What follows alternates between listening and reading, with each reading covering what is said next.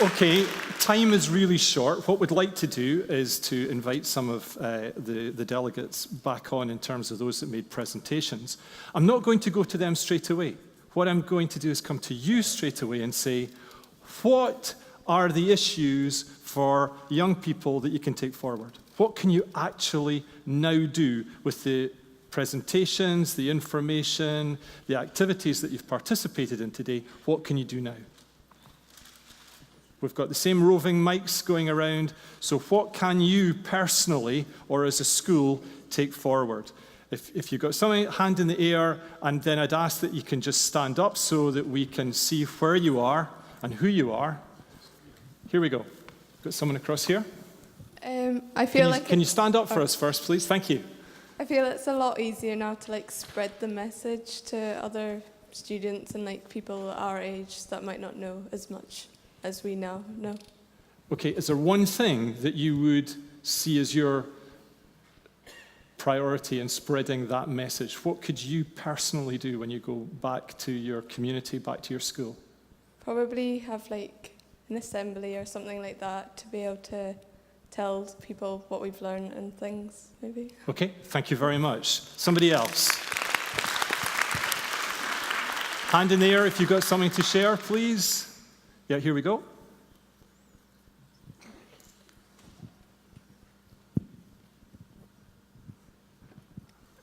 We are going to go back to our school and make the younger children understand what we've learned here today by doing drama classes with them, partaking in assemblies with them, to educate the younger children so that maybe in a few years they can come to this conference and learn more from you and hopefully continue on the message. Brilliant, thank you very much.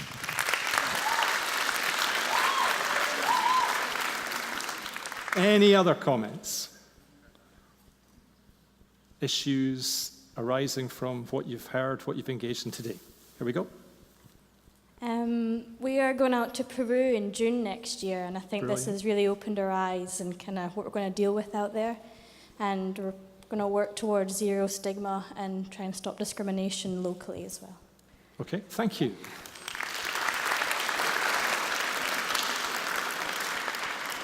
Here we go. Front row and unseen. Here we go.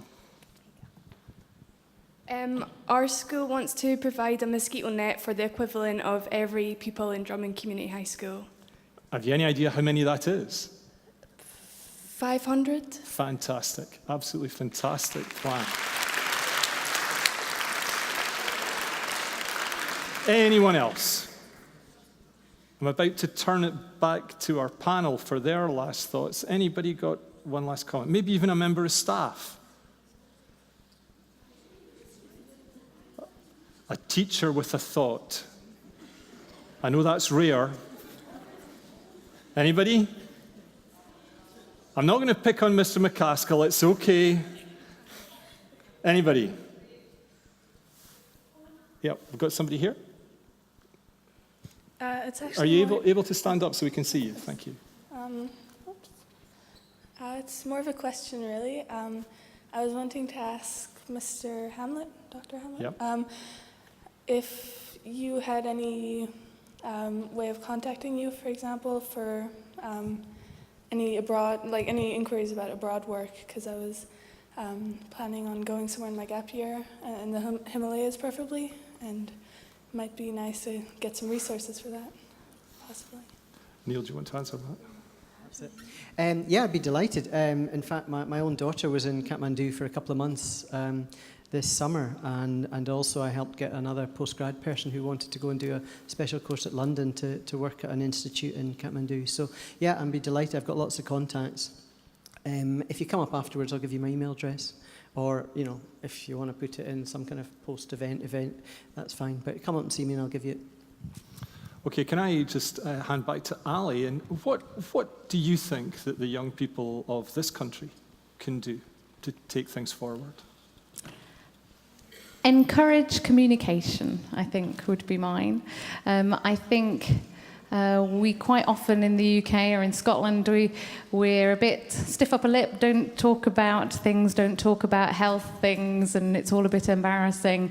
But encourage communication, encourage people to talk about health issues, and don't let myths kind of run rife in our society.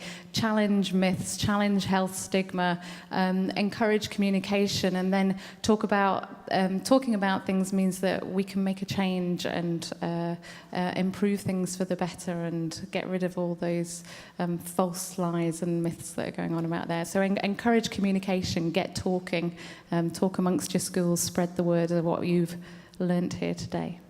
Okay, thank you. And for you, Defroza, what would you highlight for these young people as the next steps? Yeah, almost everything has been said. I understand that the young people here have got their visions, and the young people in other parts of the world have got their visions. If only we can share the visions in the developed world and the visions in the developing world, that's when we can acquire global health. What I mean is that your visions might be like going out to help, and the visions in the other countries, like Tanzania, is, oh, how can I live with hope? So if you can understand their visions and share them with your visions, that is when we can attain global health. Because at the end of the day, the North and the South have to be able to work together. Okay. And just a final thought, really, Neil, from your perspective. And I'd like to challenge you to make one of two possible decisions, because you're at that stage in your lives where you have the choice of what direction you're going to set out for your life journey. And so in terms of the responsibility of what you've heard, because it is a responsibility to get information and then how you process it and what you do with it. And you've heard some information today which requires a response. So either you can choose to go on the side where you're going to help treat the consequences of HIV/AIDS and malaria and indeed other diseases, or you're going to do what I have chosen to do, which is to be involved in preventing in the first place, to act to prevent the causes, those deeper causes, which have been a lot of where our discussions have gone today. So choose which way you want to go and then go there. Thank you.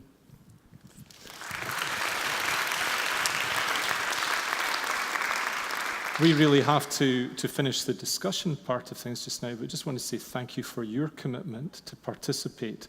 It is quite daunting for anyone to sit in a large audience, put their hand in the air, and then remember what it is that they actually wanted to say. Many of you will go away and reflect on what you have experienced today, and I hope that's a positive reflection, but I hope that it does slightly more than just give you a warm, fuzzy feeling, that you actually feel motivated to do something to engage in the process of how we change attitudes, perceptions, and the reality of disease, which a lot of people live with at the moment. Thank you for your time in listening to us just now.